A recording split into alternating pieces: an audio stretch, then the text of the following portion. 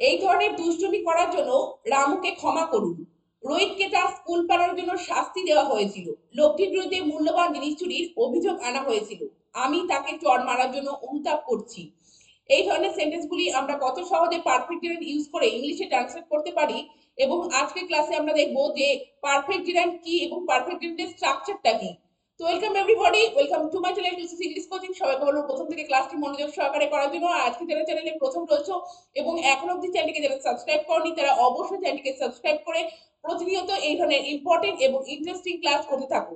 তো চলো আজকে ক্লাস শুরু করা যাক। আজকে জেরান্ড কি প্রথমে সে সম্পর্কে আমরা জেনে নেব। তো জেরান্ড হচ্ছে, দেখো, যে ভার্বাল, জেরান্ড এক ধরনের ভার্বাল নাউন, অর্থাৎ ভার্বের ভি1 ফর্মের সাথে আইএনজি অ্যাড করে আমরা কিন্তু জেরান্ড পাই। তো জেরান্ডে ভার্ব এবং নাউন উভয়েরই ফোর্স থাকে, সেই জন্য কিন্তু একে ভার্বাল নাউনও বলা হয়। তো এই জেরান্ড আমরা সেন্টেন্সে কিন্তু সাবজেক্ট হিসেবে পেতে পারি, অবজেক্ট হিসেবে পেতে পারি, তারপরে কমপ্লিমেন্ট হিসেবে আমরা পেতে পারি, বা অবজেক্ট প্রিপোজিশন অর্থাৎ প্রিপোজিশনের অবজেক্ট হিসেবেও কিন্তু আমরা পেতে পারি। তো পারফেক্ট জেরেন্ট কি? পারফেক্ট জেরেন্ট আমরা সেখানে ইউজ করব যেখানে কিছু কমপ্লিটেড অ্যাকশন, অর্থাৎ কোনো কিছু কাজ কমপ্লিট হয়ে গিয়েছে সেটি বোঝানোর জন্য আমরা কিন্তু পারফেক্ট জেরান্ট ইউজ করব। এবং পারফেক্ট জেরান্টের স্ট্রাকচারটা হচ্ছে having plus past participle form, অর্থাৎ হ্যাভিং প্লাস ভি3 ফর্ম কিন্তু ইউজ করে আমরা কিন্তু পারফেক্ট জেরান্ট তৈরি করব। তো দেখো, পারফেক্ট জেন্স বেশিরভাগ ক্ষেত্রেই আমরা কিন্তু সেন্টেন্সে অবজেক্ট হিসেবে পেয়ে থাকি। তো কিভাবে আমরা পারফেক্ট জেন্স সেন্টেন্সে পেয়ে থাকি বা আমরা পাবো, সেটি আমরা ট্রান্সলেশন করতে করতে শিখবো, এবং কিভাবে ব্যবহার করছি সেটিও কিন্তু আমরা দেখে নেব। তো প্রথম সেন্টেন্সটি কি রয়েছে দেখো, আমি তাকে চড় মারার জন্য অনুতাপ করছি।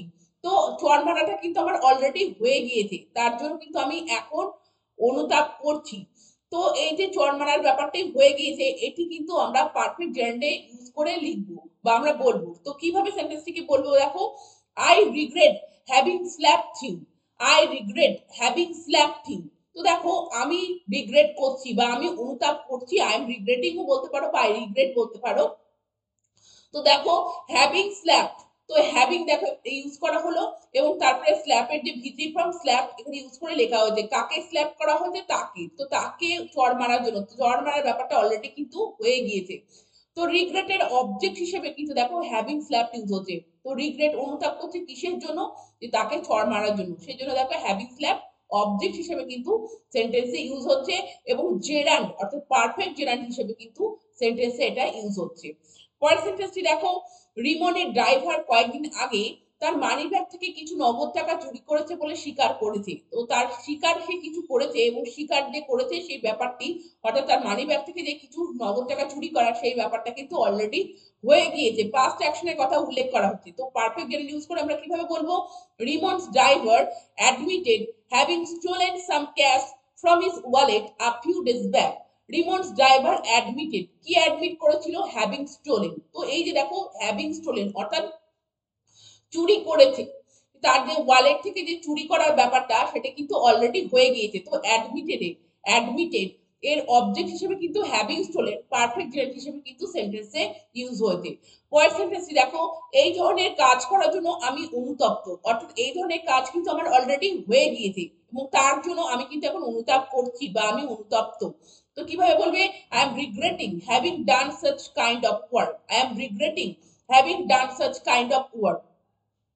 তো দেখো, আমি রিগ্রেট করছি কিসের জন্য? আমি যদি কোশ্চেন করি রিগ্রেটকে কিসের জন্য আমি অনুতাপ করছি, তো দেখো having done such kind of work, এই ধরনের কাজ করার জন্য আমি অনুতাপ করছি। তো হ্যাভিং ডান, তো পারফেক্ট জেন হিসেবে কিন্তু রিগ্রেটের অবজেক্ট হিসেবে সেন্টেন্সে ইউজ হয়েছে। পরের সেন্টেন্সটি দেখো, রাতুল এমন বোকামি করার কথা অস্বীকার করে।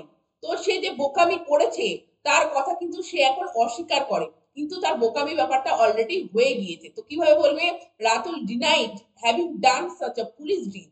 Ratul denied having done such a police did. তো দেখো কি ডিনাই করেছে?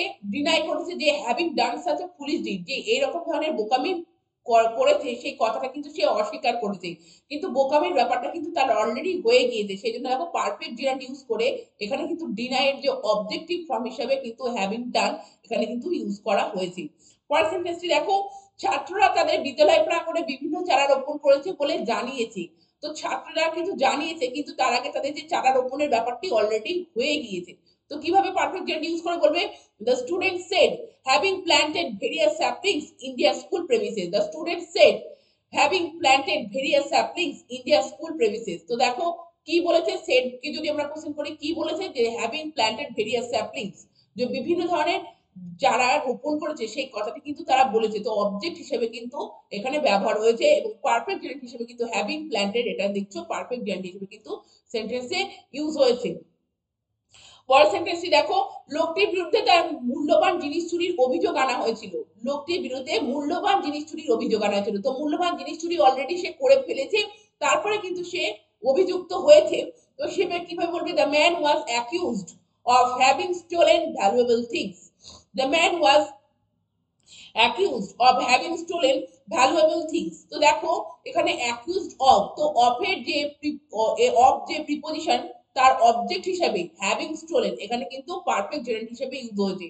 তো কি জন্য অভিযুক্ত হয়েছে, যে সে চুরি করেছে বলে, ভ্যালুয়েবল অর্থাৎ মূল্যবান জিনিস সে চুরি করেছে বলে অভিযুক্ত হয়েছে। তো তার চুরির ব্যাপারটা অলরেডি হয়ে গিয়েছে, সেটি বোঝানোর জন্যই এখানে কিন্তু পারফেক্ট জেরেন্ট হ্যাভিং স্টোলেন কিন্তু ইউজ করা হয়েছে। পরের সেন্টেন্সটি দেখো, তনু ভুলটি করার জন্য দুঃখিত। তাহলে তনু যে ভুলটি অলরেডি করে ফেলেছে তার জন্য সে কিন্তু দুঃখিত। তাহলে কি বলবে, Tanu is sorry for having made the mistake. Tanu is sorry for having made the mistake. তাহলে দেখো এখানে তনু সরি কিসের জন্য, ফর যদি ফরকে যদি আমরা এই প্রিপজিশনকে কোশ্চেন করি কিসের জন্য, যে হ্যাভিং মেড দ্য মিস্টেক অর্থাৎ ভুলটি করার জন্য সে দুঃখিত। অলরেডি ভুলটি কিন্তু তার করা হয়ে গিয়েছে, তার জন্য কিন্তু সে দুঃখিত। সেই জন্য দেখো এখানে পারফেক্ট জেরান্ট অবজেক্ট হিসেবে ইউজ হচ্ছে হ্যাভিং মেড। হ্যাভিং মেড এটা কিসের, এটা কিন্তু প্রিপজিশনের অবজেক্ট, অবজেক্ট প্রিপজিশন হিসেবে কিন্তু সেন্টেন্সে ইউজ হয়েছে পারফেক্ট জেরান্ট।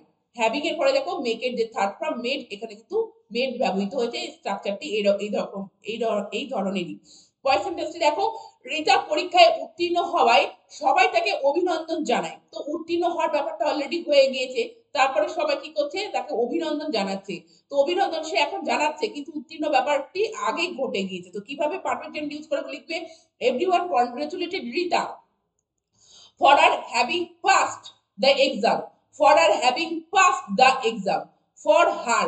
দেখো এখানে এখানে আরেকটা জিনিস উল্লেখ এখানে লক্ষ্য করার বিষয়, দেখো ফর এর পরে ফর হ্যাভিং পাস্ট দিলে হ্যাভিং কিন্তু এভরিওয়ান কে নির্দেশ করবে, তার সাবজেক্ট কিন্তু এভরিওয়ান হয়ে যাবে।